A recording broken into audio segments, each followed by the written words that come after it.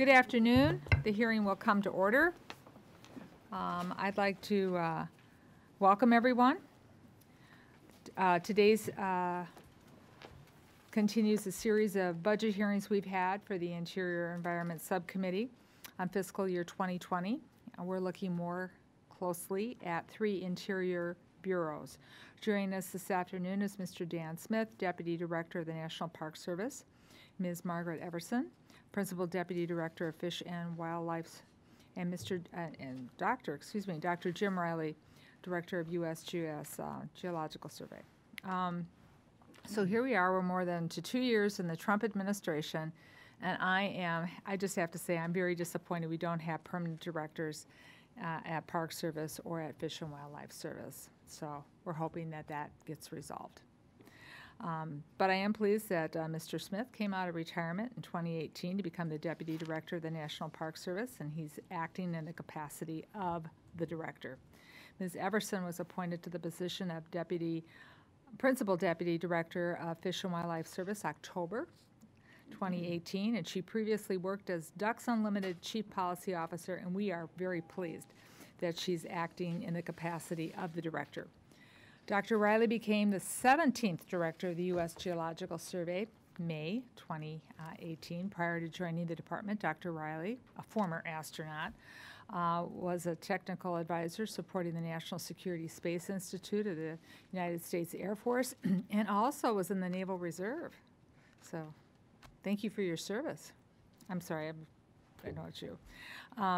For fiscal year 2020, the Interior Department is seeking $11.4 billion for the bureaus and the programs funded through the Interior Appropriations Bill.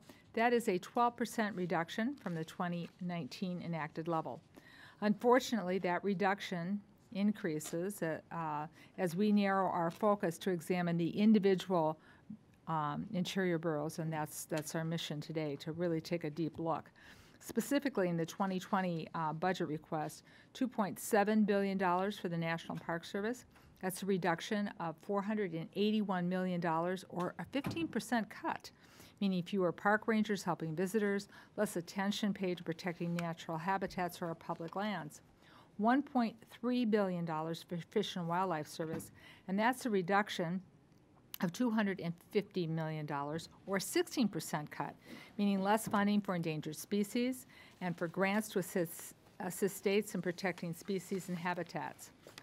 $983 million for the U.S. Geological Survey.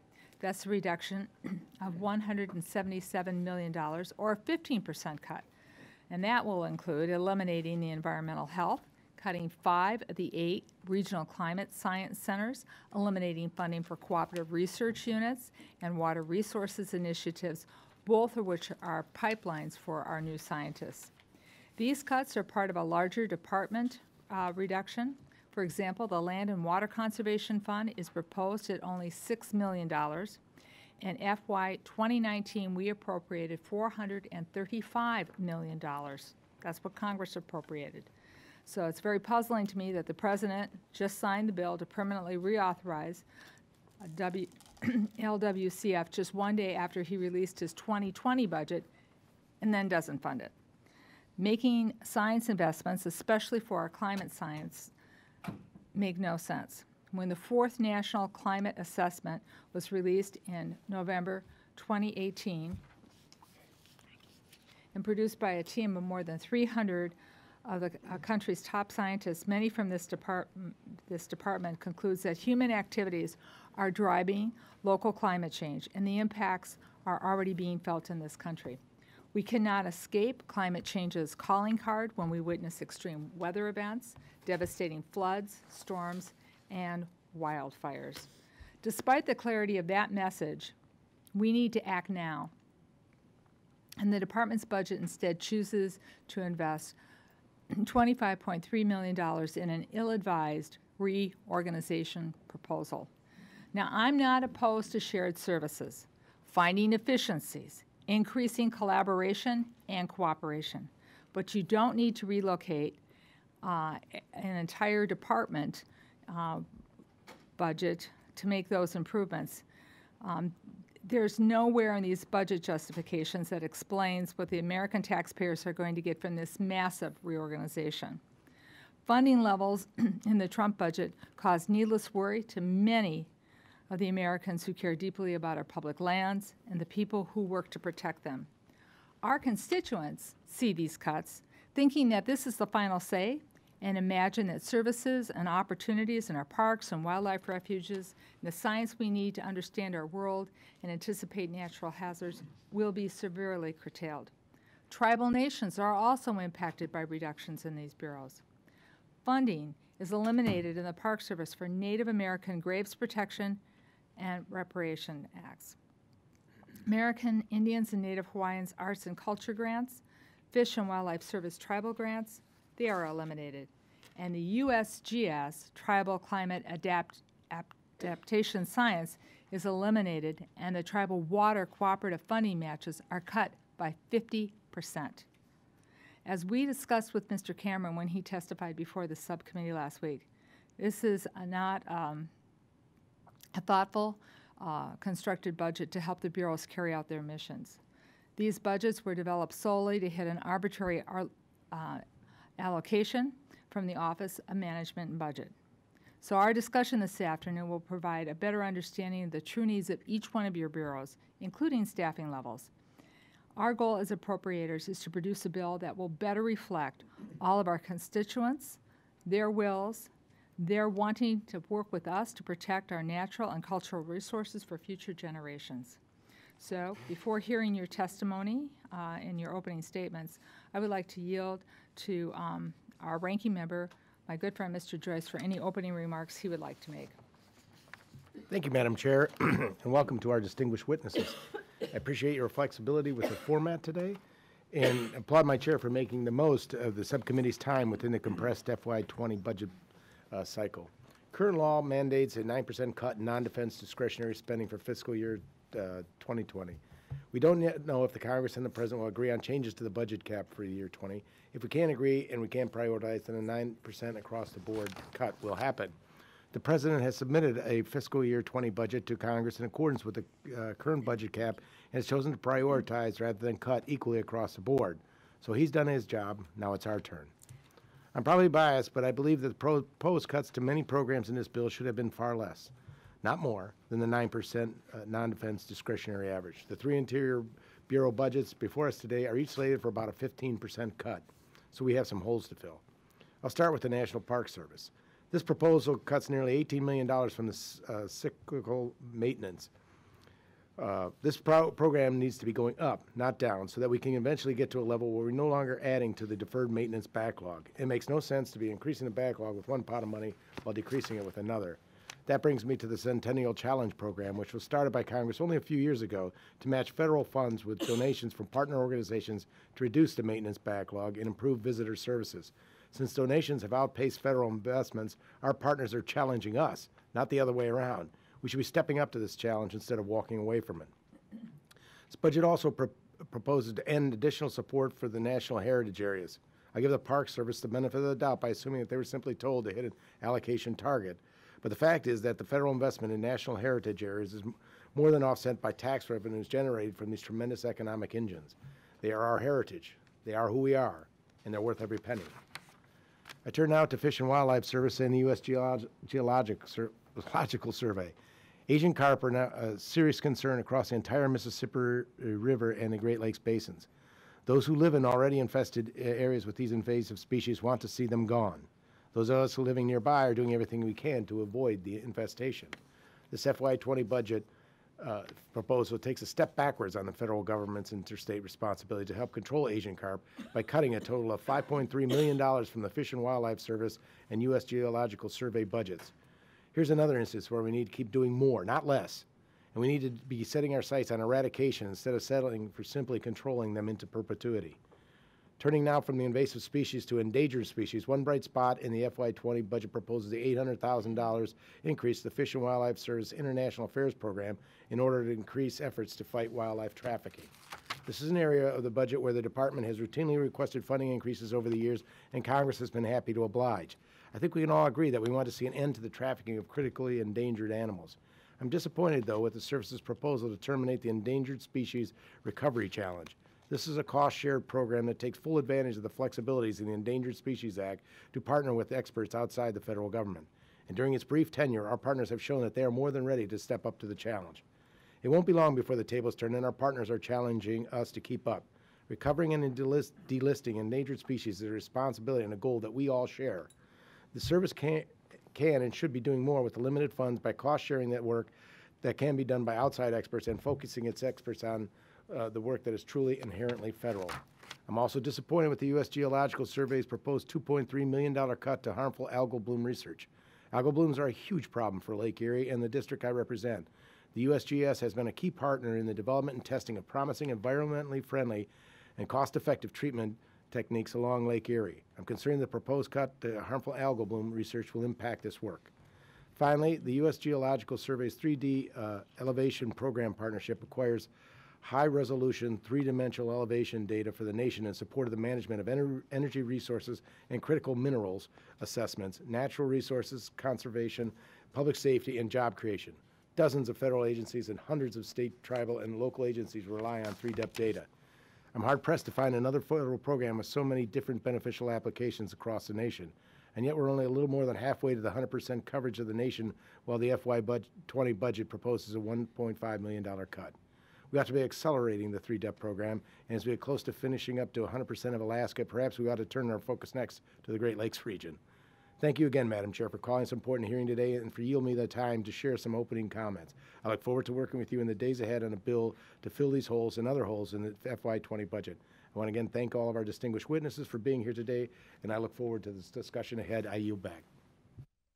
Thank you, Mr. Joyce, and as usual, we share a lot of the same,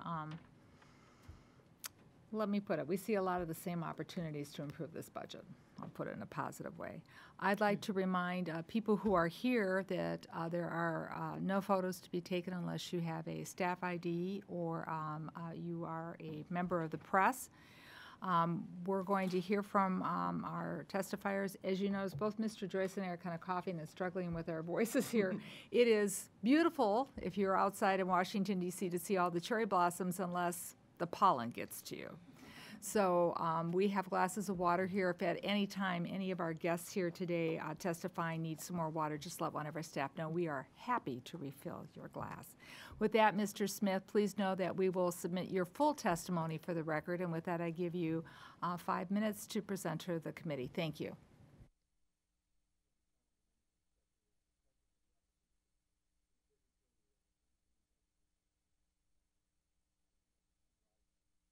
My testimony and submit my entire statement for the record. First, I want to thank you for your support of the NPS in the 2019 appropriation.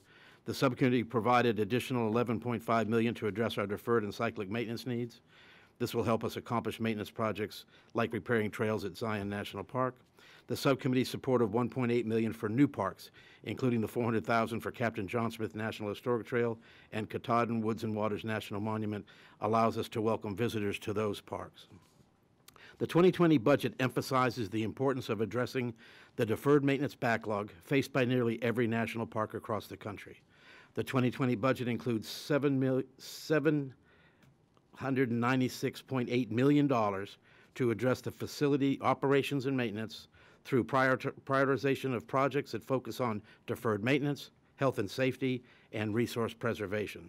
It also includes $160.7 million for line item construction, of which $152.7 million is for major construction projects that help tackle the deferred maintenance backlog and address important safety and visitor experience issues like rehabilitating the Eagle Lake Carriage Road at Acadia National Park.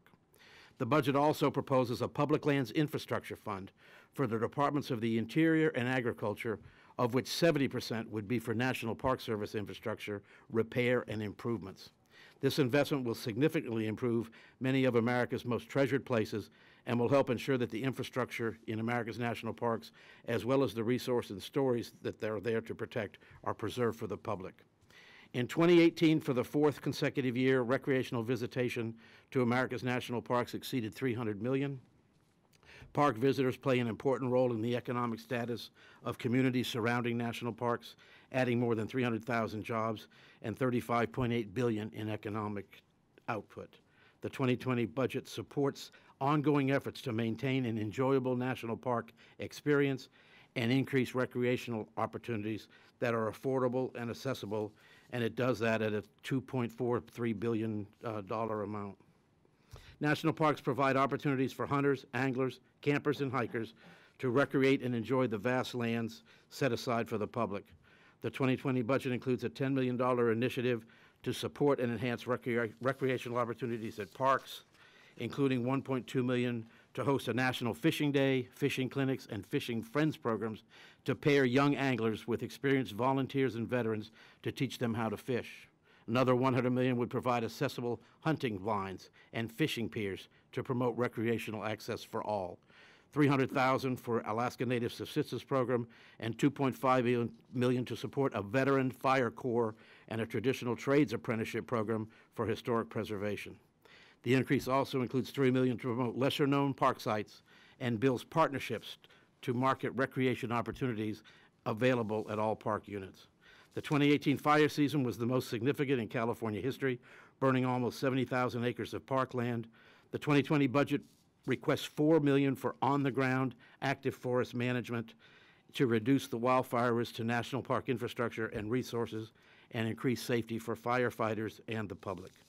The 2020 budget also includes $4 million for new responsibilities at parks, including funding for initial startup operations at Camp Nelson National Monument and expanding operations at Pullman National Monument.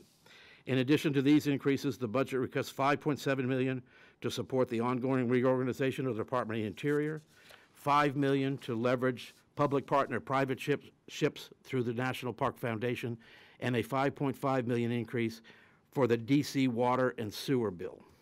Chair McCollum, this concludes my summary. I would be pleased to answer any questions you or other members of the subcommittee have for the National Park Service. Thank you, Mr. Smith. Right at 5 minutes. Now we're going to hear from the Principal Deputy Director of U.S. Fish and Wildlife, Ms. Margaret Everson. Great, thank you. Good afternoon, Chair McCollum, Ranking Member Joyce, and members of the subcommittee. Thank you for the opportunity to testify on the U.S. Fish and Wildlife Service's 2020 budget request. I am the Principal Deputy Director of the Fish and Wildlife Service. The President's budget requests $1.3 billion for the service. This is over $101 million higher than our last year's budget request. The request makes key investments to increase access to outdoor recreational opportunities, improve permitting processes, modernize infrastructure, address invasive species, and promote the recovery of imperiled species and their habitats. It emphasizes the importance of expanding opportunities for all Americans to access public lands and experience the great outdoors. And the request contains costs through management efficiencies and other savings to address government fiscal realities. As members of this subcommittee know, the service administers the National Wildlife Refuge System, sustaining the American tradition started by Teddy Roosevelt. The 567 refuges in the system provide lands and waters for countless species of wildlife and plants, including hundreds of endangered species. And they provide world-class recreational opportunities to the American public. In 2018, over 55 million visitors hunted, fished, and recreated on refuges. Thanks to these visitors, refuges are economic engines and drivers in local communities. The budget requests over $509 million to administer the refuge system. This is the largest request ever for the refuge system and will enable us to significantly enhance outdoor recreational opportunities in rural, urban, and suburban landscapes, as well as to support the vital role of volunteers on refuges. The request also addresses the service's maintenance backlog and helps us take care of our facilities and infrastructure that the services manage for the public benefit. The service's budget request is also a significant investment in recovering imperiled species. In this administration, we have already achieved remarkable success under the Endangered Species Act by issuing final and proposed rules to delist and downlist nearly 20 species. By recovering species and returning them to state and tribal management, we further our commitment to being good neighbors to states, tribes, and private landowners. Successful recovery also allows us to focus our limited resources on those species of greatest conservation need. Throughout this recovery work, we strive to strike a regulatory balance. The budget prioritizes funding for planning and consultation, allowing us to conserve fish and wildlife resources while facilitating economic development. By working with industry partners and private landowners on appropriate mitigation and avoidance measures, responsible development and conservation of wildlife can and do go hand in hand. The service's budget request emphasizes the value of partnership in leveraging conservation success. For example, the work on our migratory bird program to conserve birds and to preserve traditional subsistence and outdoor recreational pursuits in collaboration with many partners, including national sportsmen's and conservation groups, tribes, and states. These collaborative efforts have been successful in conserving the habitats needed to support these migratory populations for future generations of Americans to enjoy. The service plays an integral role in combating invasive species, which costs our economy billions of dollars each year. To continue our commitment to addressing this important issue, the budget request supports programs that focus on preventing the spread of Asian carp, quagga mussels, zebra mussels, and sea lamprey. The service's work doesn't end at our nation's borders. Our international affairs program supports conservation in other countries and ensures that wildlife trade is ensures that wildlife trade is legal and sustainable. Wildlife crime is a multi-billion-dollar global business that fuels international instability and has been linked to other illicit activities such as human, arms, and drug trafficking. The budget supports innovative projects to combat wildlife trafficking. We appreciate the subcommittee's continued support of these projects. Our continued investment in combating wildlife trafficking is important to countering organized crime. Thank you for the opportunity to testify and for your continued support of the work the men and women in the service do every day to further our conservation mission. I look forward to discussing the service's work on our budget request with you in the weeks and months to come, and I would be happy to answer any questions you may have. Now we'll hear from the Director of the USGS, Mr. Riley. Doctor, do you prefer doctor or Mr.? Doctor's fine. Doctor's fine, okay. Jim, if you want to use it. But, Dr. Riley. okay, thank you, ma'am. Good afternoon, Chair McCallum, Ranking Member Joyce, and members of the subcommittee. Thank you for the invitation to deliver this testimony regarding our fiscal year 2020 budget request for the United States Geological Survey.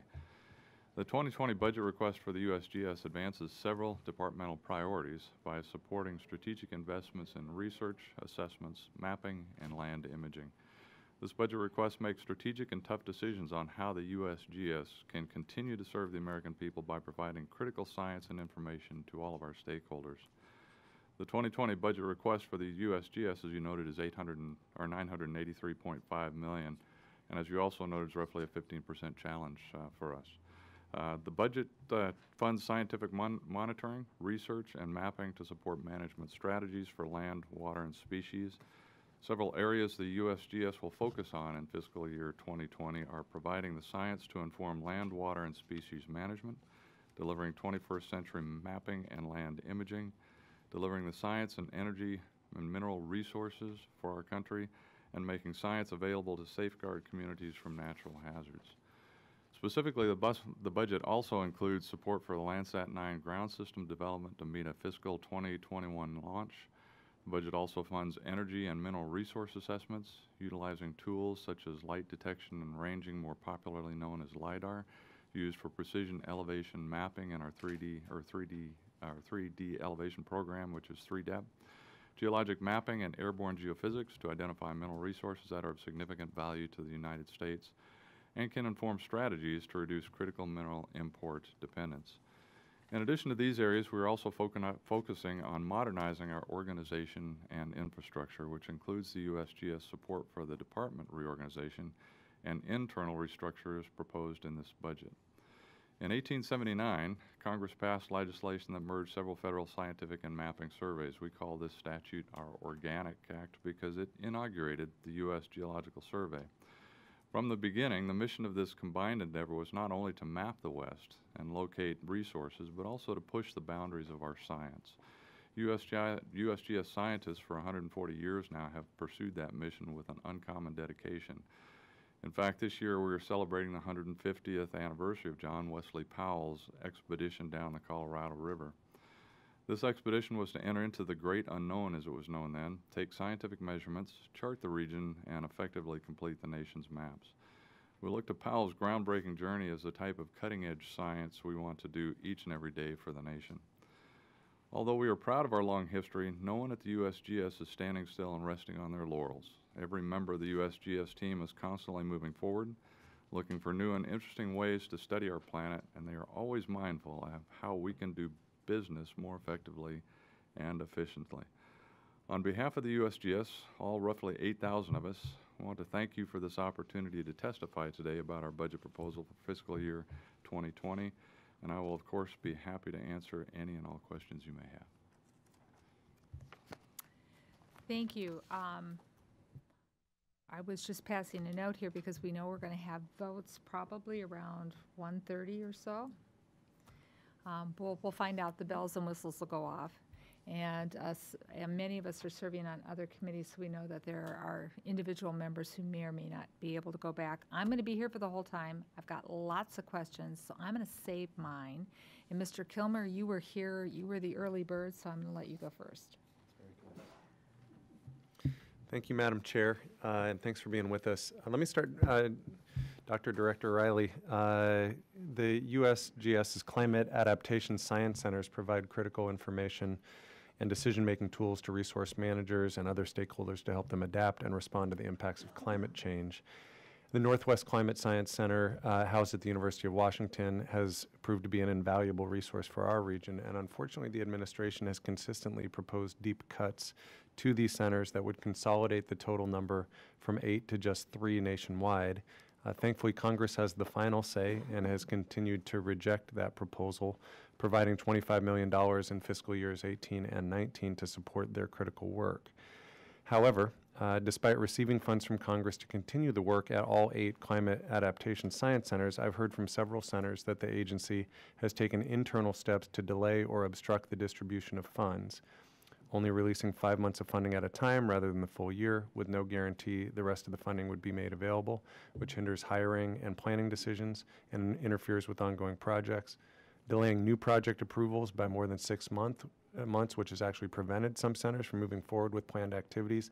These delays don't just undermine the mission of these centers, but they also hinder our university partners from effectively leveraging these resources to accomplish this critical work. So I understand that the short-term CRs and the recent shutdown impacted every agency's ability to efficiently deploy funding, but the experiences that we've heard from these centers seems to be unique. And knowing that the administration has been actively working to reduce the capacity of these centers, it's hard not to see these delays as part of a coordinated effort to undermine their work. So my question to you is, can you explain what has caused these significant funding delays and provide a commitment to this committee that that won't continue going forward?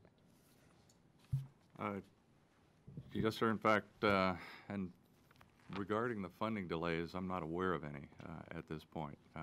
And to be able to answer your question more directly, I'll have to look into exactly what's going on. There is, at least at the headquarters level and certainly at my level, no incentive to delay the funds to the organization. I do want to take a moment, though, to correct one misperception. We're not closing all 8 or 5 of the 8 centers. We're actually looking at realigning and restructuring the Climate Adaptation Science Center so that they more effectively reflect a national Climate Adaptation Science Center as a lead. And then underneath right now we have 3, so we'll have a total of 4 Climate Adaptation Science Centers are organized very similar to how we have lead centers in, say, Volcano Science Center as an example. We're looking at that across the entire enterprise. That's part of our challenge when we have to address a 15% overall cut, is how do we make these challenges effective, identify where we have the best research being done by the best people, look for where we can streamline and find efficiencies.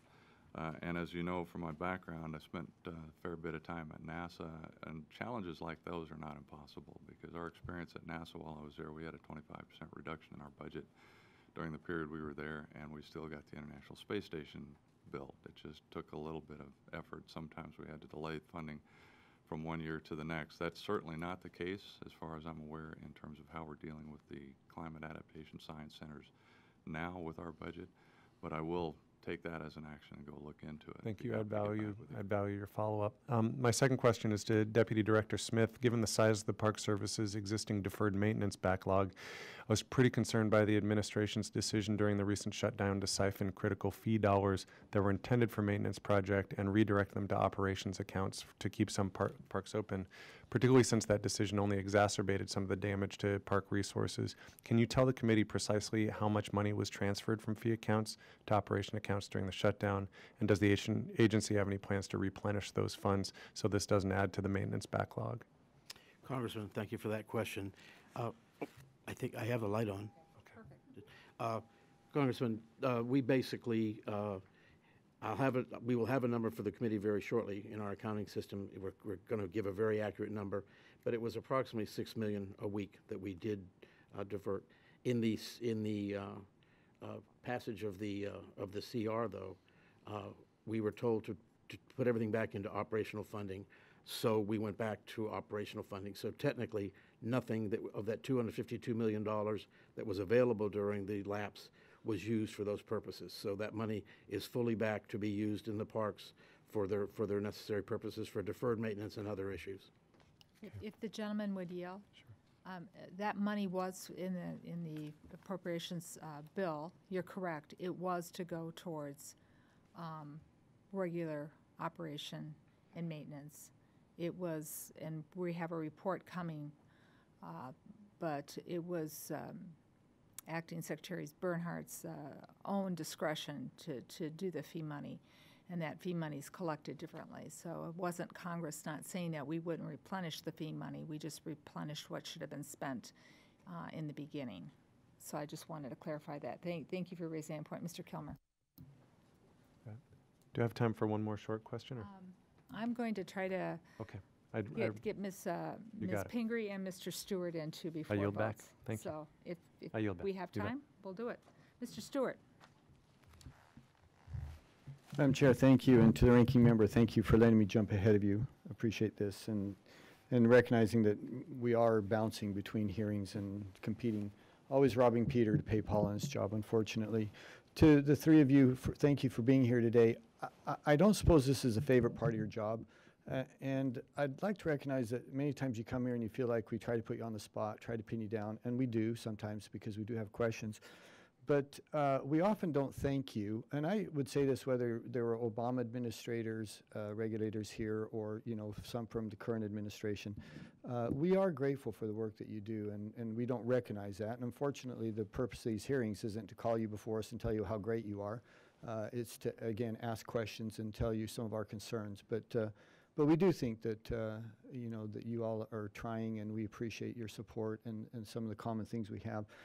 Along those lines, I'll start out with something positive. Ms. Everson, this is directed not only at you, although maybe perhaps primarily at you, but there's a lot of overlap between agencies, and that is the habitat conservation plan in my district in southern Utah regarding the Mojave Desert tortoise. Some bad news and good news. The bad news is that it was slow getting started, but the good news is that it's working very well now and has had great success.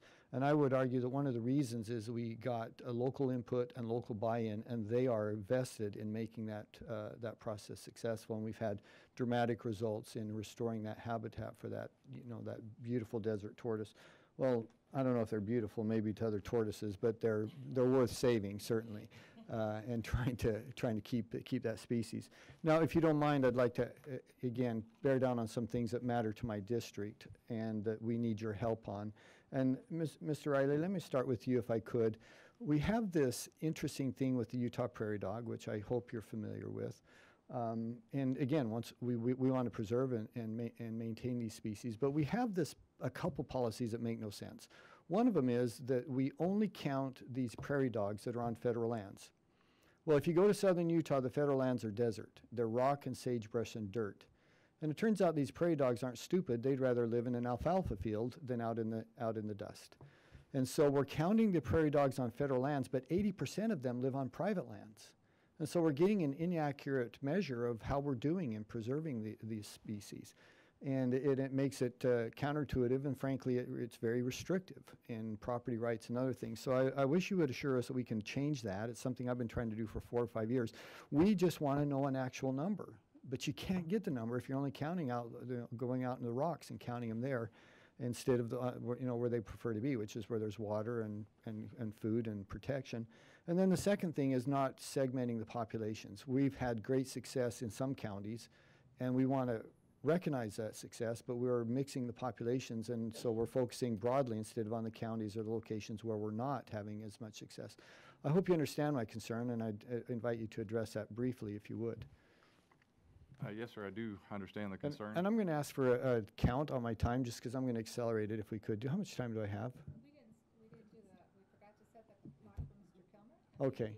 Well, I'll try to be brief. I don't want to. I am kind of watching, so I want to get Ms. Pingree. Okay, so recognizing that others are waiting, but please tell us what you can. Yes, sir. So I took notes on your concerns, and I'll have to address those specifically in the questions in terms of getting back to you on the methodology that's used. The technique, however, that you bring up is actually one that touches on some of the other things that we're doing as well, which go in the same direction, and that is how do we get a better and more accurate count or a characterization of almost everything we do in the USGS. And so we're pushing pretty hard right now, and have just announced an initiative on doing things differently in terms of when you look at remote sensing as an example. Remote sensing isn't always from space either in this case. Yeah. It's something where we're doing airborne and even UAVs, small UAVs, where we're looking at the counts that are critical. So doing things in a different way from the way we've done them characteristically is a big part of this initiative. And Well, that would be one of the tools that we could potentially put to use in your district. Well, and again, we don't need UAVs and satellites. We just need to change a policy, though, because we know we can count them. We just got to count them in the right place. And Right. so, and again, that's just common sense. Let's just know the actual number. Yes, sir. And the second point I wanted to make on that one is this is one of the aspects of what's critical in how we do our work, and that's the collaborative work where Yeah. we are just one part of the team. Yep.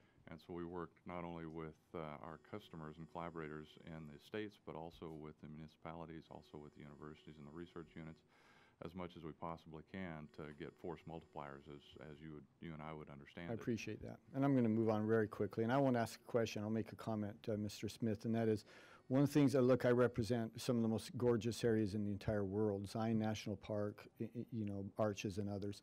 And I don't have Arches in mind, but Bryce Canyon and others. One of the worries we have is access. We want people to come and enjoy these magnificent places. You go to Arches on the weekend, it's like hanging out at Walmart. It's very, very busy, not an isolated experience. But we don't want to cut access to the park or restrict access. I think there's other options that are better, providing some additional facilities, providing access through the back door of Zion's, for example, up on the northern side.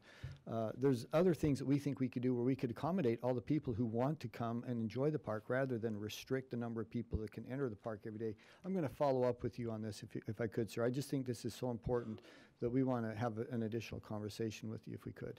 I would just say, Congressman, we're very aware of the issue and we're working on it. Yeah, thank you. Thank you, Mr. Stewart. Thank you for your consideration for Ms. Pingree. Ms. Pingree. Well, thank you very much, Madam Chair, to try to accommodate all of our schedules, and thank you in particular to all of you for being here with us today. Sorry that we're all always on the run and don't get to spend more quality time, but also thank you for your public service. And to Mr. Smith and Dr. Riley, I know you both served in the military, so thank you for your service to our country. We really greatly appreciate all of you. A couple of things I just wanted to say. One is about the Land and Water Conservation Fund. That's an incredibly important project in Maine, and I want to reiterate that we all are going to be in strong support of making sure. We're so pleased it's a permanent program now, but we want to make sure that it clearly has the long-term support of Congress. We have programs in Maine we're looking forward to funding. I want to ask a couple of quick questions about the park. Deputy Director Smith, I know you're from Maine. I am. Where are you from? Portland. Well, then we're honored to have you there, and I know you know our park superintendent very well, and you know that how proud we are of Acadia National Park and also the new Katahdin Woods and Waters, and I was excited to hear you talk about some infrastructure projects in the Eagle Lake Carriage Road, so I know you're thinking about us up there. Coincidental, Congresswoman. I figure it was just rolled off your tongue. And important projects at all national parks. But so anyway, understaffing is one of the biggest budgetary concerns we hear about in the Park Service. In Maine and elsewhere nationwide, there are concerns about lost positions, including maintenance, resource protection, interpretation, and more. Superintendents throughout the country report missing staff positions and associated challenges in meeting operational needs. In this context, it's disappointing that the administration again proposed in its budget cutting park staffing levels. For Acadia National Park, our struggles have been around the recent so-called Trump shutdown that kept Acadia from hiring or beginning the process of hiring of seasonal workers it will need for the upcoming summer and fall season. As you know, that's very challenging for our state. So rather than fewer staff, our parks need the opposite. What can the National Park Service do to work with the administration to better meet the park's staffing needs? And what can the National Park Service do to help the parks that are struggling with seasonal hire delays due to the shutdown? Congresswoman, our budget does support over 18,000 FTE. For many years, we've been moving from permanent staff into seasonal staff. And part of that is because a lot of our park operations are seasonal in nature. We were delayed by the lapse for starting the hiring. I'm being told we are catching that up very, very quickly, especially in the area of fire, which we have to get those people on board. But again, it's a budget thing.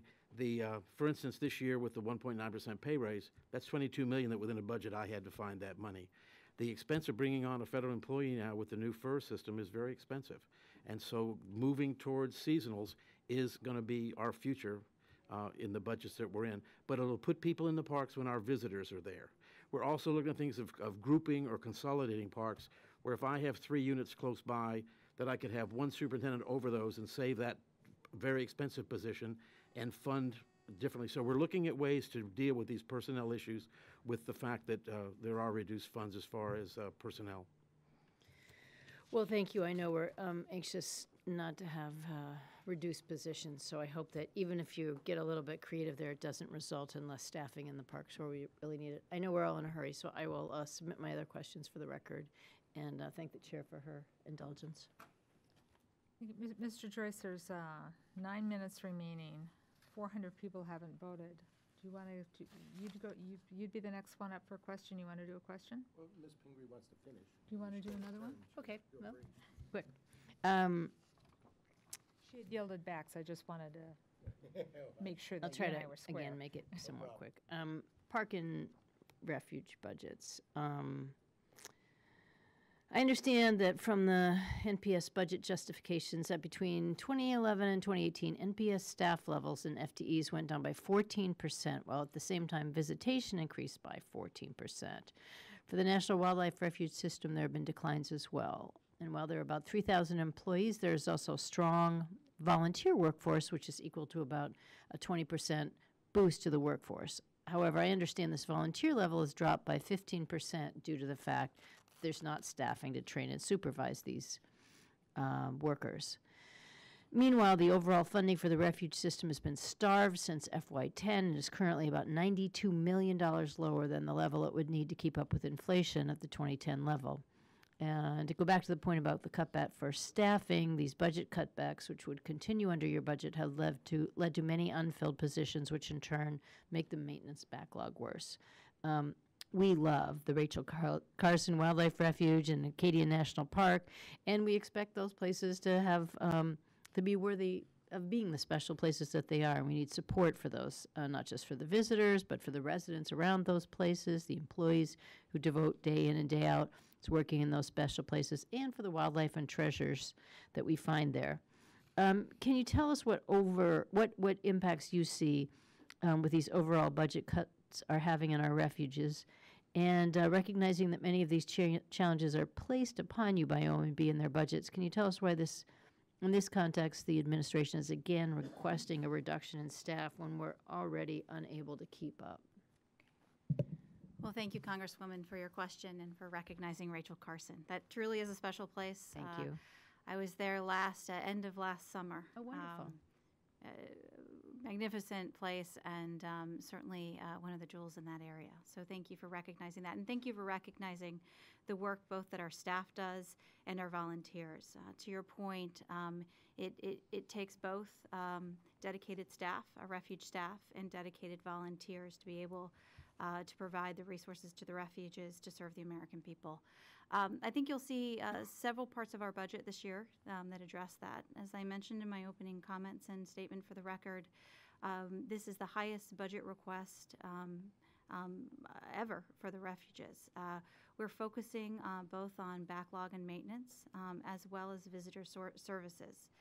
We've got an increase in visitor services to be able to look at being able to work again with our volunteers, as well as providing the public infrastructure that's expected. And so I think that there are several places in the budget this year that really focus on those needs that you raised. Well, thank you for having your focus on that, and thank you again, Madam Chair and Ranking Member, for yielding me the time, and I yield back. Thank you. Certainly. Well, Mr. Joyce, and you and I will be coming back after votes. I was hoping there were only going to be 2 votes, but I see that there's 3, and the third vote's not the journal. So we will be in recess. We apologize, but as you can tell, Mr. Joyce and I don't run the schedule on the House floor. So with that, we stand in recess until the call of the chair.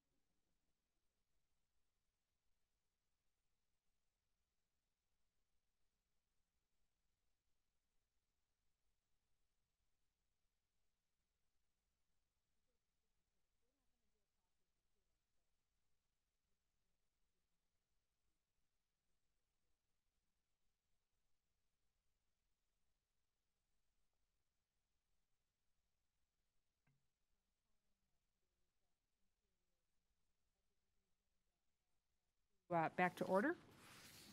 And Ms. Pingree was going last, so Mr. Joyce, why don't you ask the next question? Thank you, Madam Chair. We're going to ask some new and different questions about the Great Lakes Restoration Initiative. But as of October 2018, the Great Lakes Restoration Initiative has sent $345 million to the Fish and Wildlife Service, $172 million to the U.S. Geological Survey, and $40 million to the National Park Service. In light of the President's recent public comments in support of the initiative, and assuming Congress restores full funding, would each of you please take a minute to explain your agency's accomplishments with funding to date, and whether and why your agency should continue to receive funding for this initiative in FY20? You get the most. Well, thank you very much. I appreciate that, Congressman, and I appreciate your continued support. I certainly know. For the record, I'm not alone. I have a chairwoman who has also been with me from the day one here on this. Well, I appreciate those bipartisan statements, and I understand that this issue is certainly important to both of you personally, and again, I appreciate your continued support. So one of the things, and I love the specific examples as well, and maybe we can talk about one of those in just a minute, but it's really looking at being able to continue the work that we've already done, being able to address the invasive issue, being able to look at continuing the work that we've done to protect wetlands, being able to continue to protect those communities through those investments, remove the toxins, and again, just work with, it's such an amazing collaborative partnership in the Great Lakes. When you look at the different communities that are involved, the different stakeholders, the states, the local communities, the NGOs, it's really such a great example of everyone pulling together for a common cause. You and I discussed earlier, and I have to look at my notes because I fear butchering the name, but the Ashtabula River Cleanup is a wonderful example of leveraging those funds and taking GLRI funds and being able to invest in a cleanup that made such a tremendous impact to the natural resources, to conservation, to wildlife interests, to access, and in particular the local communities. So I think when you look at those examples, when you look at the examples of being able to get on top of the invasive species rather, we've got great examples of Phragmites cleanup just up the hill from you there in Ottawa National Wildlife Refuge, being able to continue to invest those dollars. It makes a huge difference, and I think you've seen that. I know both you and the chair have expressed interest in our continuing investments in Asian carp, and we will continue to look at utilizing those monies to get ahead and control and contain that invasive species as well. Well, thank you. Doctor? Yes, sir. And thanks for that question. The GLRI for USGS, as you know, has been very active in a number of areas in terms of how we're assessing some of the threats to the Great Lakes. Some of them that you brought up earlier in terms of the invasives, in terms of the Asian carp, we have obviously a population and presence assessment that's always underway. What we're also pushing on now with our fiscal year 20 budget is looking at new ways to assess the potential threat and the migration of that threat. And one example is recently, as you're probably aware, Maumee River, where they're finding the fry and the eggs. One of the things we want to do going forward is, I mentioned it earlier, that we're moving towards what's called the 21st Century USGS initiative internally, and that is to look at new and different ways of doing the work that needs to get done. This particular one would be to take the next generation water observation system, which is a key part of our water mission area, and then add additional functions to it. And that would include things like the eDNA assessment. So if we see the proteins that are associated with the grass carp downstream, we don't have to look for the physical presence of the carp, so we can get ahead of it a little bit that way. Other things that we do and have been doing quite a lot of is everything from the nutrients flowing into the lakes, assessing that, and that's also part of the toxic substances, so we're looking at both elements there. We've spent a significant amount of money in looking at the methods to detect and characterize, but even more critically, trying to assess the conditions that allow the harmful algal blooms to exist and how they propagate. By being able to characterize that better and looking at it in a time series domain, we now have that ability to get ahead of it a little bit. So again, this is leading into the 21st century capabilities that we want to do. That turns into the things we want to do across the enterprise. So when we're dealing with the challenges that we mentioned earlier in terms of budgets, the best way for us to do it is do things differently. And how can we do that where we can become more efficient, more cost effective? And the best way for us is to look at how we are doing cloud-hosted solutions, which take a lot of these large data sets, put them into a referenced fields, if you want to think of it that way, that can now be interrogated or just do a query that now gets the referenced information and pulls it forward, and then you have a customer-facing capability. That's going to be critical to doing what we're doing with Great Lakes initiative, because we do that not only for ourselves but for our customers and collaborators, which includes Fish and Wildlife. We do an awful lot with them, but we also do a lot with the states, so that we can provide that basic information. But the next step is provide that basic information, do it in a more comprehensive way that doesn't cost a gazillion dollars, and also provide that so that you have a customer-facing product that gets there quicker, faster, and more accurately. So that's the core of what we want to try to do with the 21st century. Now, specifically on the Great Lakes, we've spent a fair bit on working with Fish and Wildlife on the invasives, which includes the carp upstream, but also monitoring and control efforts on the sea lamprey. Some of the other things that we mentioned also is tracking nutrient inputs into the Great Lakes from all the different sources. And most notably, the Western Lake Erie is one we've been focusing on quite a lot. Harmful algal bloom work that we mentioned, providing information and tools specifically to the states, who are our chief collaborators in a lot of this, and also with our tribal representatives, which meet our trust responsibilities.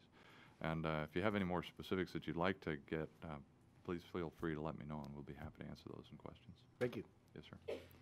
So with our $40 million since 2010, we've been working on habitat restoration, our dunes, the barrens, oaks, savannas, I apologize. And then recent examples of restoration include in Americans with Disability Act accessible boardwalk, which protected wetlands but also mains access for tribes in the area. So we've been busy at all of our lakeshore parks on that issue. If funding continues, we also would be coordinating with Fish and Wildlife Service and USGS on the invasive mussel situation there in the Great Lakes, involving the vessels that go in and out of our park areas. That's great. Madam Chair, would you want to go back and forth, or? I think so, because we need to, Ms. Wasserman Coleman's come down from a committee, so she's going to allow me. I told her I hadn't asked a question yet, so I'm going to do a question. So I'm going to get back to budget reductions. And I appreciate the fact that you're here with the president's budget and that you support the president's budget, but the president has proposed a budget, and we will dispose of the funds as Congress sees fit. And part of what we're doing today is our due diligence with oversight. So Park Service reductions, as I mentioned, 15% cut, eliminates Save America's Treasures, historical black college grants, competitive grants, historic revitalization grants, heritage areas, Centennial grant challenge, all gone, right? Fish and Wildlife eliminates landscape conservation cooperatives, service science, Cooperative Endangered Species Fund, tribal wildlife grants, proposes reducing funding for the multinational species and state wildlife grants by approximately half, 50% cut. USGS eliminates cooperative research units, water resource institutes, environmental health zeroed out, cuts climate center funding by half, earthquake hazards by $19 million. So there are reductions in your accounts. And many of these are reductions that, because of the government shutdown and the delay of getting spending bills done, we recently just funded. And we funded them because bipartisanly and bicamerally, we thought these were pretty important resources. So I'm going to just, start out with USGS. Funding, eliminating environmental health. What won't you be doing if that's zeroed out? USGS is over there. What won't be happening if that gets zeroed out? in terms of the environmental health mission areas, we basically, that came down into essentially an organics and inorganics trace in terms of the environmental health pieces.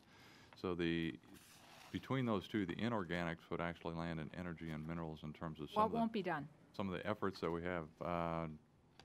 Generally, I will say that it's nothing won't be done. It's the timing on when it will get done is really the question that we're dealing Okay, with. but I'm doing oversight here. Yes, ma'am. What won't be done? Not the timing of what you won't be done this year. It won't be done at all. If you're going to do it in another agency that's already received a bit of a nick or cut, something else is going to happen within the agency. So, what won't be done on environmental health under the president's budget, which eliminated it? What one thing, because I hear what you're saying, that you've got an increase here and you're doing this and you're doing that, but there's things that aren't going to be done. What won't be done in environmental health? Well, just as one example, ma'am, if you want to look at environmental health, yes, it's true. It's been zeroed out in the budget. Now, when we look at doing the efficiencies and how we would derive this by collapsing the mission areas and realigning them, it's really about meeting that 15% challenge that we were talking about earlier, and how do we rebalance our efforts. And so as one specific example is when we look at the inorganics within the water supply system. So as we do our water assessments, both in the quality and quantity of the water, which is in the water mission area, we have an initiative in that mission area that is looking at the next generation water observing system. One of the same things that we'll be doing there, as we just mentioned in terms of our ecosystem side, for the Great Lakes, will be how do we design the systems that allow us to do the monitoring as part of that, which is, again, getting back to the force multiplier, which helps us meet that challenge. I appreciate how you're trying to answer the question, and so I'll move to Fish and Wildlife. Fish and Wildlife eliminates tribal wildlife grants and reduces state wildlife grant formulas by 46%, state wildlife competitive grants by 69%. So you're going to have to make some tough decisions. So looking at this, have you started making some of those tough decisions, and where will you be forced, not by choice, but, by what the president put in front of you? You're going to have to make some decisions on what you're going to fund and not fund under those grants. So people are calling and asking me, what's going to happen. So what are some of the things you're looking at? I'm trying to do oversight so we can have a budget moving forward together. What are some of the things that you think you're going to have to eliminate or cut in those grants areas? Great, thank you, and I appreciate the question. I also want to emphasize our continued working relationship and strengthening our working relationship with our state and tribal partners. Coming from a state agency, making sure that as we move forward on any decisions, we continue to coordinate with our state partners and agencies as we are making decisions to move forward with funding allocations. We do believe that other funding sources that are increasing, for example, in our Pittman-Robertson and Wallet Grove funds that are coming to the states, where we see an increase this year, will help fill in some of those gaps. And we will continue to work with the states as we develop a plan for those monies. Well, I met with our folks in Minnesota, and I'm hearing from other states, and we have people represented here from other states. Minnesota means that they're going to have to reduce their state, some of the things that they do in the state at the time that they're looking to work with Fish and Wildlife, National Park Service, because we don't want to see moose listed, because we're having significant issues in our state areas, including Wisconsin, with chronic wasting disease. So at a time that our state's looking at putting some investments in, looking at having some federal matches, they're like, they're trying to do their budget now, and they're looking at your budget just like saying, tell me how this is going to make sense. So if you could get back to me with some of the things, and I hear what you're saying, that there might be a little bit of money left in some of these other grants, but that means some of the things that these grants are currently funding aren't going to be funding them if they're going to be used to supplant what happened in the state and tribal grants.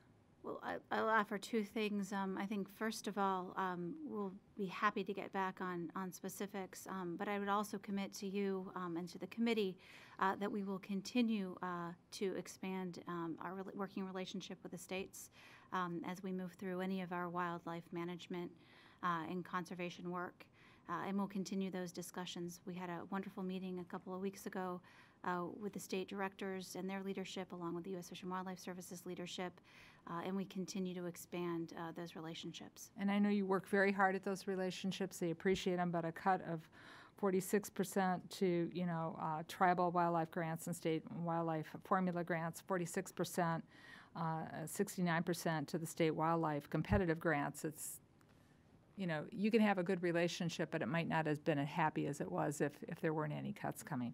The Park Service, you're going to get back to us, I hope, as soon as possible. Maybe within the next couple weeks, you should be able to have some information on what has happened with some of the expenditures you're having to put into operation and maintenance budgets for some of the repairs that have to be taken on now that we had the government shutdown, and Joshua Tree and some of the other parks sustained some damage. So you've got more damage sustained because of the government shutdown. Then you have a reduced budget by $68 million. And I know that you mentioned some of the projects you're moving forward with. The Centennial grant project, being not supported by this president also means, less matching funds coming in. So what are some of the things on your wish list that you're not going to be able to get to? I mean, when you do cuts, something's got to give. So what are some of is it just that the backlog's going to get larger, or you're not going to be able to hire as much staff? Where do you think you're at? Madam Chair, my concentration on the budget was definitely towards our operation of our units, our National Park System, and with a tremendous, within the budget caps that we had, an emphasis on our maintenance issues, whether it be rehab, repair, cyclic, or our deferred maintenance. And as I said in my testimony, that was my priority, and I've held those as tightly as I could to the limits that I can support. As far as the grant programs, those will not be ones that I'll be supplementing from other issues, for taking money from my other programs that I have. In the natural resource area, I have $321 million, and I'll have to move some things around. Some things may not get done. There'll be priorities. We all have to find priorities, and we'll work within that. But in the budget process, we also know that the Congress has supported those programs in the past, so those will be decisions that obviously you as the appropriators will make as you go through your deliberative process. But I'm not going to sit here and tell you I'm taking money from where we've shown it in our budget to move towards those grant programs. I don't want to say those are secondary or tertiary, but my primary focus is what I presented in my budget, is to run the national parks, our people, to keep keep as many people as we can, because that's a concern, and then to keep dealing with deferred maintenance issue. I appreciate that. One of the things you need for deferred maintenance is you need experienced staff. And you had mentioned to Ms. Pingree that you were looking to go towards more seasonal staff. A lot of people who come on board to do seasonal jobs, hoping to eventually be full-time. Everybody likes stability in their paycheck. We have a huge, and you could probably give me the number, I don't have it off the top of my head, retirement of senior park staff getting ready to leave, whether park rangers, park scientists, people who, make sure that all the supplies are delivered on time and everything, huge. And they can't all be replaced with seasonal employees. I would appreciate it if you kind of get back to us of what you think's going to be out there for actual workforce shortage, because seasonal won't cut it for some of these jobs that need to be done. Seasonal is important, and it is important for the visitor experience, but those are usually interest jobs or people who really only want to work part-time, and we can't run our park service all on part-time, and I know you'd agree with that. So we want to understand better some of your staffing challenges. I am trying to remember that number off the top of my head. It's more than 20%, but I'll put a number on the record for the record, and we're aware of that. But in our funding for those type of professional positions, we will be looking for permanent staff, and we will be, to compensate for that, We will be looking for more seasonal staff on those jobs that are certainly your less graded positions, your 5s, 7s, 9s who deal with the American public face to face in so many ways. You're talking about the more professional positions, and we will be concentrating on that. But it is an issue of retirement that we are facing. Although the good news is, in the federal government, a Park Service career is 40 years. It's not 30, and I'm an example of this. I sit here with 42 years of service. Well, we have military person over here where you usually don't serve that many years. You go on to do other things and serve the country in other ways. Mr. Joyce, with your permission, I would like to call on our colleague, Ms. Watserman-Coleman, for a question. Ms. Coleman? Thank you to Chairman and to the ranking member, and I apologize for not being here. I'm on 3 subcommittees, and every one of them is having a budget hearing today. So I have just a couple of little questions here. And I want to say that I echo the concerns of our chairman on the issues of the decreases in the budget. Some of them are very concerning to me. One cut that really caught my eye was the proposal to eliminate the grants and aid to historically black colleges and universities for historic preservation. As you know, HBCUs have played a critical role in our nation's history, and many lack the resources to preserve the buildings themselves. So without this funding, the important preservation work could be lost. And Congress just authorized $10 million for this program. So, Mr. Smith, I really would like to know, why does this budget eliminate funding for the program? Congresswoman, thank you for the question. We eliminated, in coming to our budget with the priorities being the operation of the National Park System and our unbelievable deferred maintenance issue, we had to make difficult choices. Grant programs were part of that decision process. Although it's so important, I do not try to sit here and tell you that, it is secondary to our mission of what we need to provide to the American public. And so that great program, along with zeroing heritage areas and other things that Land and Water Conservation Fund, those were very difficult decisions, but I kept to the priorities that as the acting director I felt I needed to basically make sure that I can operate the national parks that the American public expect. Yeah, by and large, there really isn't that much emphasis on those things that minority communities in particular get to experience or get access to on a routine basis. So this particular cut seems unfortunately cruel, at least to me. And it raises questions about how serious the Park Service is about its duty to preserve historically significant areas that feature racial and ethnic minorities. That's something that's very concerning to me. And it's a bit of a pattern I've been noticing in all the budget hearings that I have been attending. What is the Park Service doing to ensure that all the different communities who have contributed to this great country are being highlighted in your work? Mr. Smith. Congresswoman, thank you for the question. In the last few years, there's been a tremendous emphasis on the Park Service addressing civil rights issues, other important issues involving a diverse population in this country. Congress, of course, has passed those into legislation, but we have supported those, and we have those as units now. We also have a tremendous amount of work going on with youth in this country, getting into all of the diverse areas of the country to make sure that those young people understand what the Park Service is, how it does tell their history, and to get them access to actually enjoy these parks, because in the past they have not done that. I can certainly provide other examples if you would like, but we know that we need to be serving a more diverse population. Thank you. Through the chair, Mr. Smith, it would be helpful if I did see more of those examples, if you don't mind. I will provide that for the committee. Thank you. I also wanted to echo Member Joyce's concerns about the elimination of the funding for the Heritage Partnership programs. National heritage areas like the crossroads of the American Revolution in New Jersey benefit the whole nation by protecting critical historic areas, and it should be our national priority to preserve and protect them, especially since we're getting ready to we're preparing, I should say, to celebrate the semi-quintennial, which is a mouthful, commission which I am on.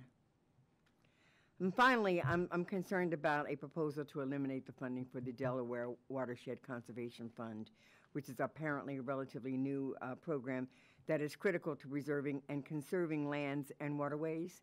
In a watershed that provides drinking water to over 15 million people, it is something that's critically important to my district and to my state. So I'm looking forward to working with my colleagues to preserve this program.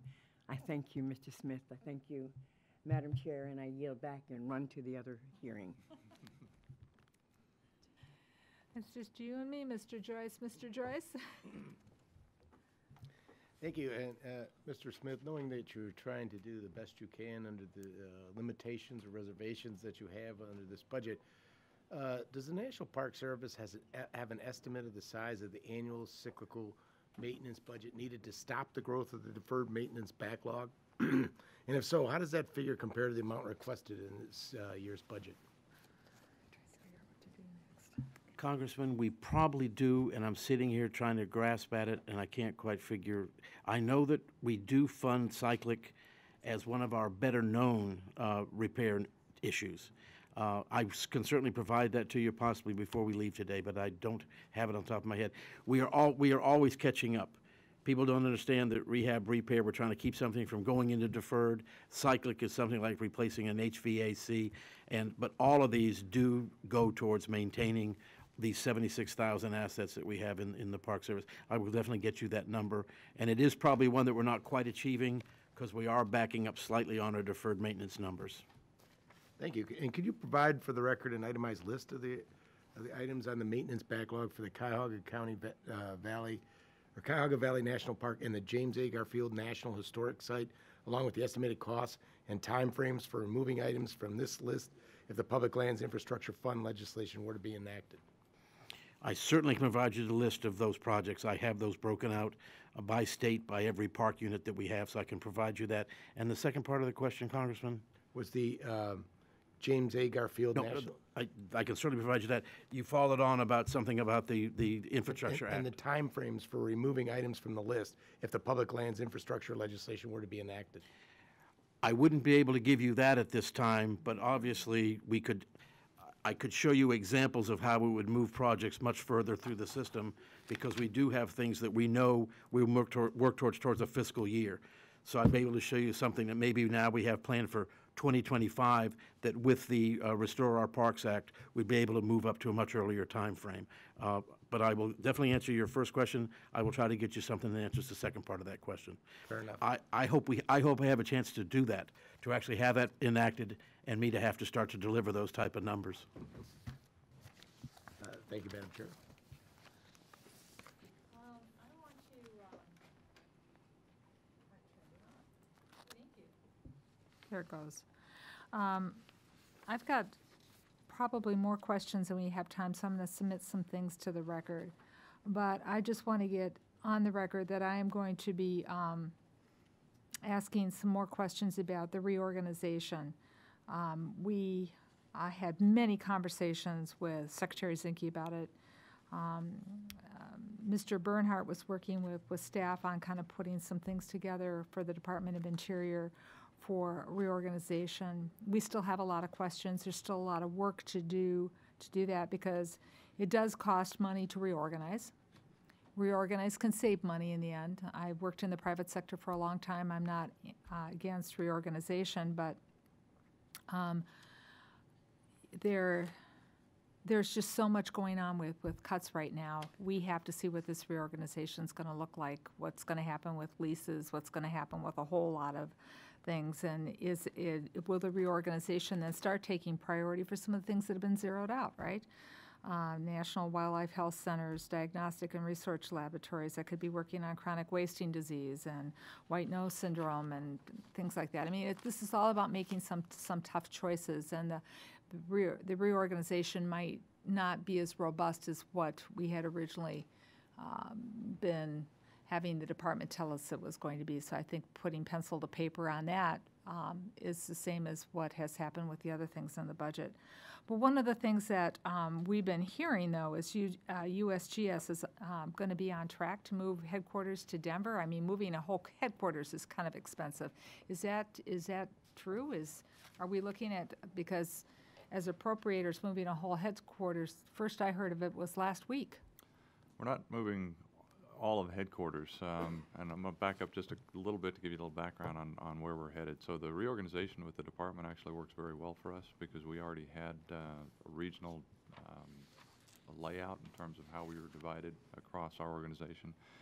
So the regions that we have, which are 7, with a few puts and takes on states, actually align us very well with the 12 department regions. That also allows us to do internal to the regions the tactical management piece in terms of the execution, which leaves our headquarters function free to do the strategic piece, which is what we really want to have happen there. So where we're moving at the strategic level is also looking at 3 hubs basically across the countries, and that will take advantage of a number of things. One is the headquarters functions themselves. Well, yes, ma'am. because we're going to submit this for the record, and you weren't here when we had some of the previous conversations with the overall Department of Interior. A lot of the stakeholders were not consulted in a collaborative manner, whether it was tribes or states or other people who are involved in this. So there are certain parts of the reorganization, I said, that might make total sense, other parts that might not. I'm going to submit a question for the record to all of you to kind of find out where you're at on it. The same thing I'm going to do with the, after Mr. Bernhardt, should he be able to, I think we've got a tentative date for him to come over the overall arching question. So I just wanted to give you a heads up. It's coming your way on the reorganization, and that's something that we all shared. Both the Senate and the House, Republicans and Democrats on it, and we just need to understand what's better, what's going on with that. To reorganization, though, and looking at how things are done, I found that the Park Service has some cooperative agreements in the national heritage areas across the country. And this was touched on a little bit with one of the questions Mr. Kilmer had on something else, and that's about getting contracts and getting grants executed in a timely fashion. So I'm hearing, I understand that there's rigorous oversight, and I'm for oversight. We're doing it here today on some of the outside contracts, though, but it's actually delaying fund to well-known, well-documented entities for no apparent reason, especially in the Park Service with individual areas and the committee focusing on the national heritage areas in particular. And are you aware of holdups and contracts for some of these heritage areas where the contracts are audited, they're reviewed? It should be rather routine unless something showing up to you that there's something that needs to be looked at.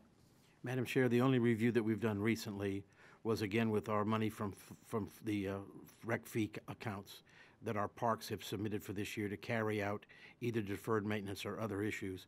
That review has been completed, and we probably have less than 100 that are under any type of further review, just to make sure we're fully complying with that law as far as uses of that money. Last year, we looked at all of our cooperative agreements in a very, very detailed look-see. This year, because of that exercise last year, a huge portion of those that were cleared last year are moving through the department very, very quickly, and I have probably moved less than 20% of what I had to look at last year to move forward. So what used to be last year was a total top-to-bottom review that's been completed, and we actually have a very expedited process this year for all of our cooperative agreements that we have. And is it true, and I haven't had an opportunity to ask Acting Secretary Bernhardt this, but that he has ordered all the parks to immediately halt any projects funded by rec fee money until he personally reviews each project and gives approval. And one of the examples I heard is a pathway to a restroom in the Oregon Pipe Cactus National Monument. I mean, I hope we don't have Acting Secretary Bernhardt looking at funding pathways to restrooms. I think that would be a misuse of his time and a lot of people's time. Madam Chair, you don't. He did give a quick look at 1,800 projects that we gave him. He turned it back over to me to have my staff review. We've completed that review, and the parks have received permission to go forward. Again, I have about maybe 100 out of the 1,800 that we're looking at to make sure that for habitat restoration, they do comply with the law. But that review basically took a little over a week, and it's been completed. Okay. Following up a little bit on that, Mr. Smith, the John D. Dingell Jr. Conservation Management and Recreation Act was recently signed into law and designates a number of new national heritage areas. I was honored to attend the signing ceremony, but does the FY20 budget provide support for these new sites? Congressman, again, as part of looking at things that are secondary or tertiary, we have not provided funding for those. I have to let you know that I've been aware of the heritage area since they first were started back in the 1980s. And as of the act that you refer to, we're now up to 55 of those areas and growing. I realize they do have local and regional impact, but even Congress in its initial act on that thought they would eventually sunset and thought that its funding would be limited. Congress has addressed the limited funding aspect of it. For the new areas that are coming in, they will be funded, not this year because they just got created, but they'll be funded at an initial $150,000 level, and then after they complete their general management plans, go to a $300,000 level. So Congress has come to grips with that growing amount of money. To me, in the budget, that's $20 million that I had to find to put into my priorities that I could not support. I've testified in Congress in several administrations that we don't support that because of the budget implications. As in many things, Congress has not listened to us, and I have 55 heritage areas, and I do realize they're important to those areas. Again, it was a third priority for me in the budget. Ms. Everson, I mentioned in my opening statement a bright spot in services 20 budget proposals, $800,000 increase in the International Affairs Program in order to increase efforts to fight wildlife trafficking. This is an area of the budget where the department has routinely requested funding increases over the years, and Congress has been happy to oblige. Can you take a moment and update the subcommittee on the work of the American attachés stationed throughout the world to fight wildlife trafficking, and how are we measuring their progress? Great. Thank you very much for that question and your continued support for our efforts with the attaché program. We currently have 7 attachés stationed around the world, embedded with embassies. We expect to bring 2 more on very soon that will be stationed in Brazil and Vietnam, in Hanoi. And through the course later this year, we'll be bringing 3 more on in Nairobi, Kenya, and New Delhi. The work that these individuals will be doing will be focused on wildlife trafficking, working with local communities, and continuing to coordinate with the host countries, the U.S. governments, and all of our foreign partners. We will continue again to work with both our U.S.-based staff and law enforcement around the country to be able to measure their successes. Now, why the proposed $5 million cut from the Multinational Species Conservation Fund grants? Is there a concern about the program's effectiveness? And I would echo what Dan Smith just mentioned as well. When looking at our budgets and when looking at our priorities, we focused on investing in operations and maintenance as our base funding. We've had great successes working with a lot of these grants and grantees, and continue to look at that program as well. But in making some of the choices that we did in the budget and being able to shore up our operations and being able to shore up some of the deferred maintenance and backlog, we were able to put some additional monies into law enforcement, as we just talked about, and we'll continue to move forward with those priorities. Thank you. I yield back. I'm going to ask you a couple of questions, Ms. Everson, on landscape conservation cooperatives, and you might have to get back to some of us on the record, and that's fine. Because I'd like to know what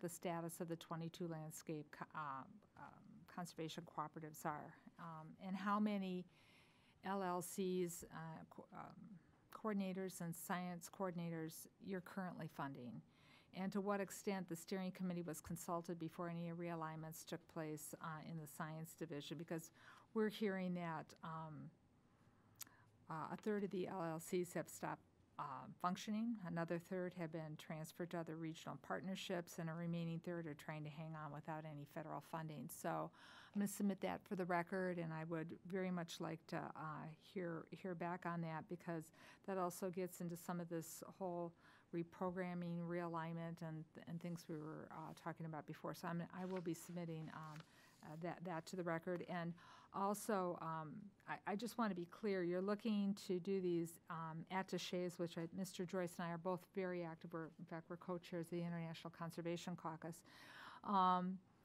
And you're looking to expand the program, yet we didn't see any budgetary line, increases for the attachés. And so one of the things with oversight is you have a little discretion on moving money around, but you don't have open, I'll use a hunting and fishing term, you don't have open season on moving funds around. So if you could explain to us where these additional funding is coming from these services.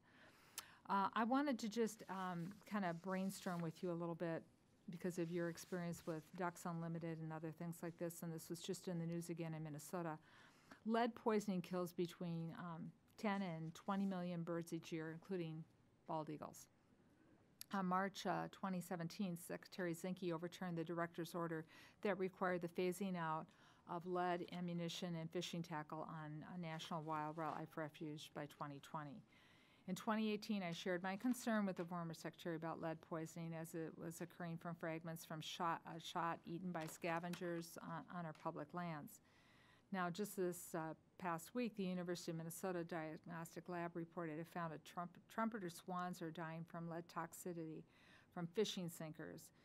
Ingesting one pellet can kill an adult swan, and trumpeter swans in Minnesota are one of our, iconic. We've worked hard to keep them healthy and the population moving forward, but we're very concerned now because we're estimating just in Minnesota alone that 40% of Minnesota trumpeter swans' deaths are being caused by lead poisoning. So one of the things Fish and Wildlife can do if it doesn't want to work with us on what we were moving forward with phasing out lead ammunition is public education about choices that could be made.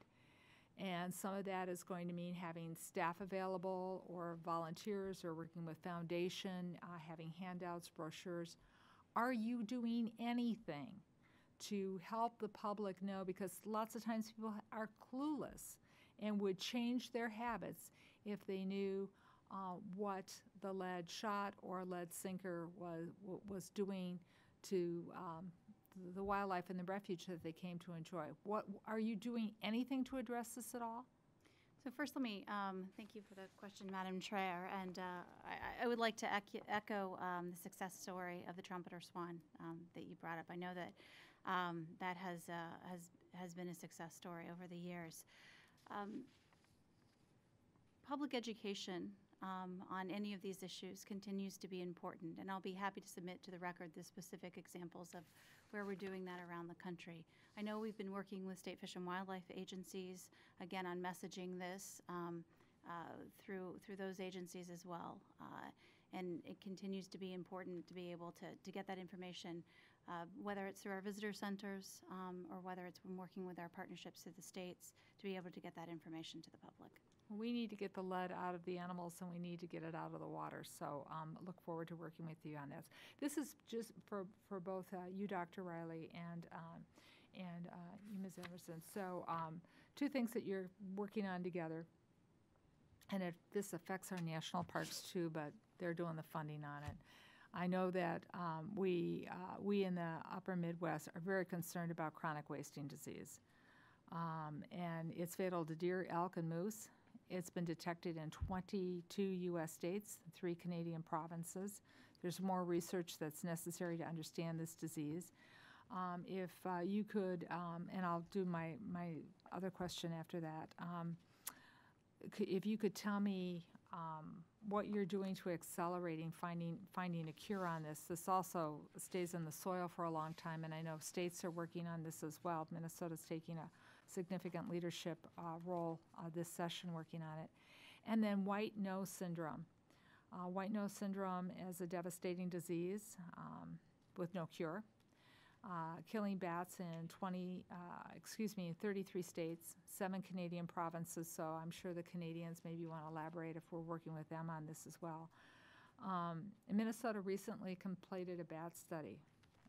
The survey saw, hang on, a 94% decline across the state. 94%. And bats are important to agriculture. They're important for those of us who, in the urban areas, like to watch them eat mosquitoes. I mean, they play an important role in our ecosystem. So in the FY 2020 budget request, proposing to eliminate some of the ecological services and service sciences and Fish and Wildlife Service for white nose syndrome, you know, the question is, are you just giving up? I mean, is this the end of our bats as we know it going to continue to decline and possibly become, extinct, endangered? I don't think that's where anyone wants to go on this. So Fish and Wildlife and USGS, you pull your funding together, so cutting it in one area doesn't, necessarily help somebody in another area. So, short of putting a line item in, what kind of guarantees can you give us that you're going to be working on funding on these particular diseases that states are asking for partnership on? If it may, Madam Chair, let me start with chronic wasting disease and CWD, and I know that Dr. Riley will have some comments on this as well, as we've been working very closely together. The acting secretary recently put together a departmental task force led by career scientist and former USGS employee Bill Werkhauser, who is leading the efforts for the department. The Fish and Wildlife Service is providing members and staffing to this task force as well.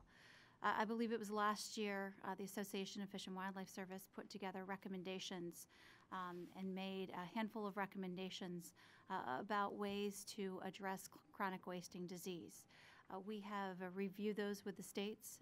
We've had several meetings with the states, and we are looking at those recommendations and how do we follow the state's lead, who have management authority along with partners with the state agriculture and along with USDA in implementing some of these recommendations. And so we are an active part of that task force in those discussions, and I know Dr. Riley and his team have been working on that as well. Doctor? Yes, ma'am. From the CWD standpoint, we have about $720,000 devoted to that, and we're looking at it from two basic pathways. One is early detection, and then the second is effective response. There's actually a third piece, and that is looking at the mechanisms of transport in terms of the infection. From those two aspects, what we're doing is we're looking at diagnostic tests. What can we do with live animals in terms of the CWD? Because as you know, to do the test, it's they gotta be dead. Pretty much a dead result. Also looking at how to develop the modeling tools that allow us to manage the transmission pathways. That dovetails again with the secretarial order on migration pathways, which we are working on. We've had some interesting results on that one in the last year in terms of the tracking animals, and this actually was with the Wind River tribes. They had some students in their middle schools that essentially adopted one that they could see online that we had tagged as part of the migration pathways. They recognized the herd nature of the animals, but then this particular animal that they had adopted actually moved from one herd to the other, and it was a significant move, which opened up another avenue for us to look at how these migration pathways might be some of the channeling that's happening with CWD, which gets into characterizing how the spread of the disease may occur, because obviously it looks like it leapfrogs. This may be that window into that, so we're going to be looking at that in more detail with the tribal representatives, and that turns into now a STEM event with the students, which is one thing that we really like to support. On the white nose syndrome, we are very concerned and been very active in the research on white nose syndrome. That's basically been run out of our Fort Collins Research Center. In fact, I had a chance to visit with them pretty early in my 11 months that I've been here, and we walked through that. And there's actually two things with the bats. One's the white nose syndrome, and the other one is the bats and infrastructure issues. Turns out that they seem to be attracted to wind turbines for whatever reason. And we have two active research pathways for both of those. One with the white nose syndrome is looking at how to treat it, but the mechanism or the bat itself is the treatment mechanism. And there looks to be some pretty good promise in terms of how that moves. They like to groom each other putting the biocide as part of a coating on the bat seems to be working out quite well, which is one of the effects that they're examining right now.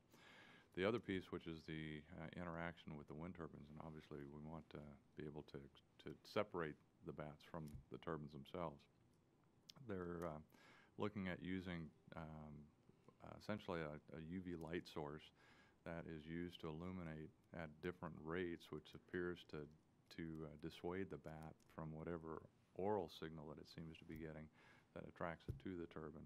So we have two research avenues there at Fort that seem to be bearing out quite well on being able to help with the management and preservation of the bat. So for those two aspects, and as Ms. Epperson remarked, we have a departmental wide CWD response that's just being stood up, and we will of course be tightly involved in all of those efforts. Well, that sounds great. We need to make sure you have the funding to make that happen. Mr. Joyce? Thank you, Madam Chair.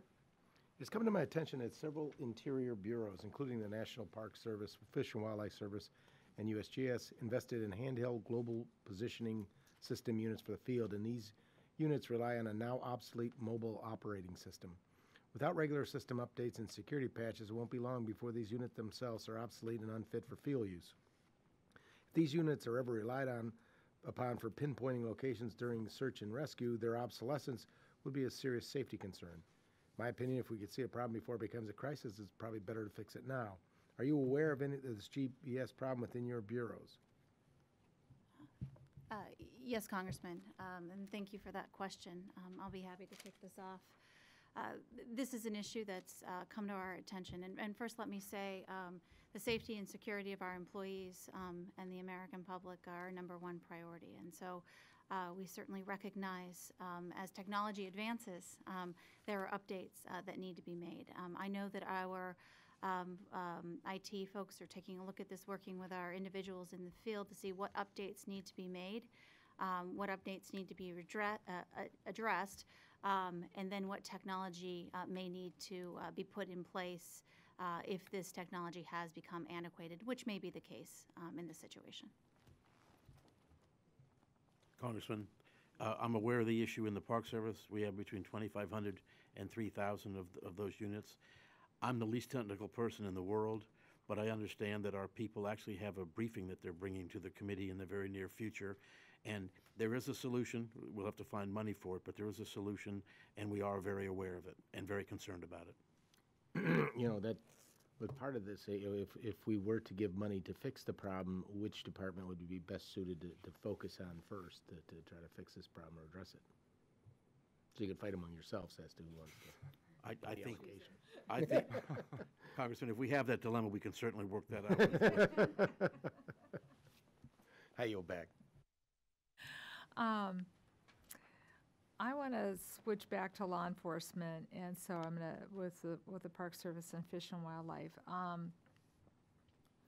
want to go back to, so we talked a little bit about law enforcement a little bit when you and I met earlier. So, and this is something that I've been concerned about, in part because of the two of you have people who are out alone, and as we pointed out, I was in fact I was at Glacier National Park, and you know, people were walking around open concealed. So you're dealing with people that are carrying guns. In some cases, you're dealing with people who are out hunting and enjoying a refuge, and sometimes they're in the right season with the right information and permitting, and sometimes they're not. So I mean, we have people out there that are encountering other individuals with guns. So the International Chiefs of Police determined that refuge law enforcement staffing is only at 20% of what's needed to protect our refuges. 55 million people visit them each year. So we've talked a little bit about the 28 new officers that you're hoping to be able to fund. Are any of them going to be in urban refuges? Do you know where you're going to put them yet, or are you just waiting to see what the funding looks like and then you'll make a decision with your funding? So with respect to our law enforcement agents on our refuge system, we are developing a plan to look at where they are needed most. We have put a new priority. We've seen secretarial orders on our urban refuge system. We have an increase in our budget request this year of $1 million for urban refuges. So I make this point because we expect to see, with this greater investment in urban refuges, hopefully an increase in visitors. And so this calculus will be put into place as we're looking at expanding our law enforcement and refuge law enforcement presence. And I say that as a person who visits urban refuge quite frequently and see individuals out walking alone, a lot of women out walking alone, and a couple times I know that at that refuge in particular, there's no one there because they're on an emergency assignment. So that would be wonderful.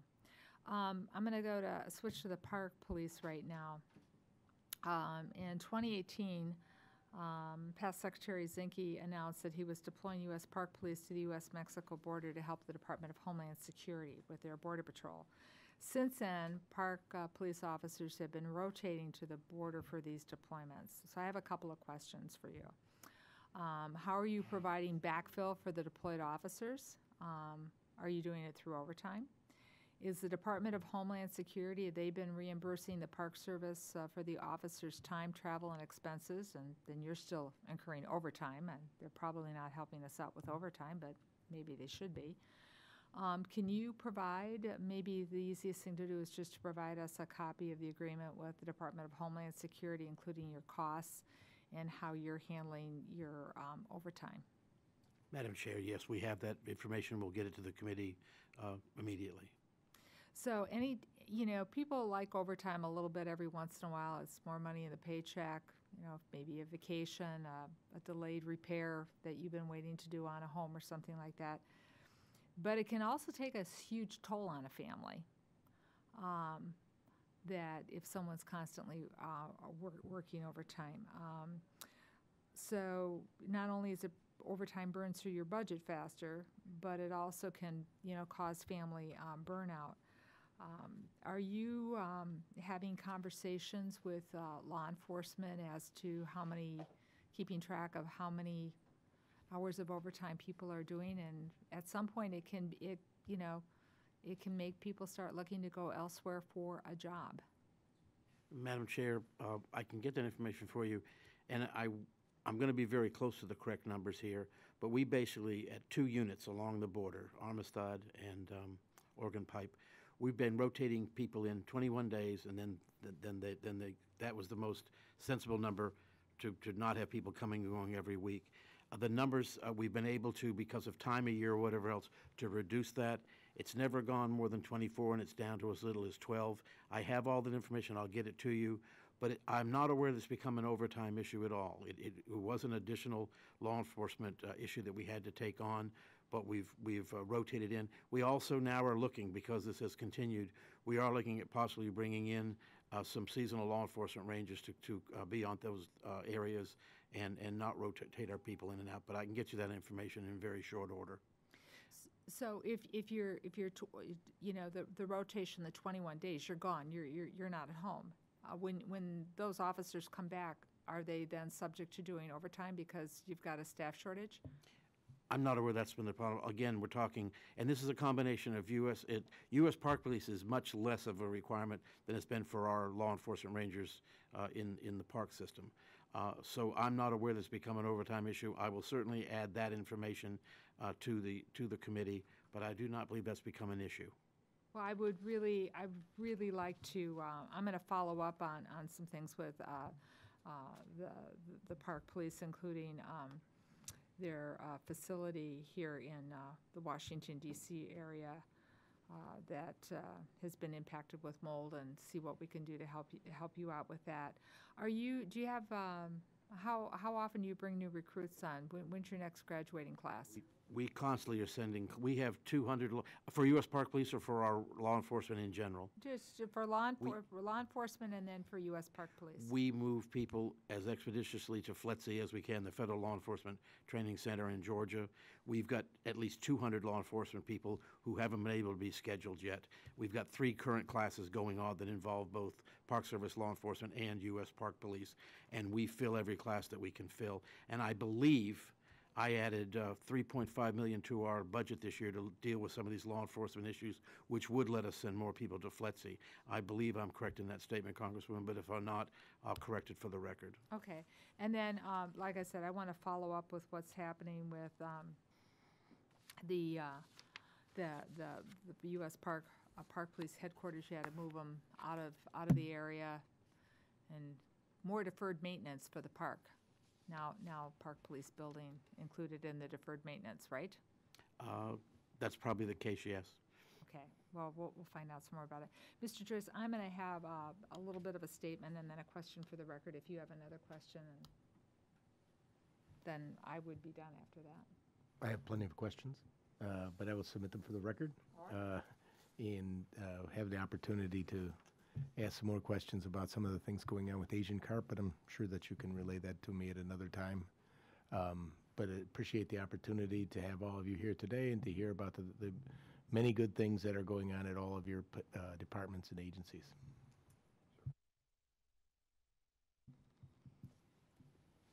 So climate change, and we had the national assessment. We had the book out here early.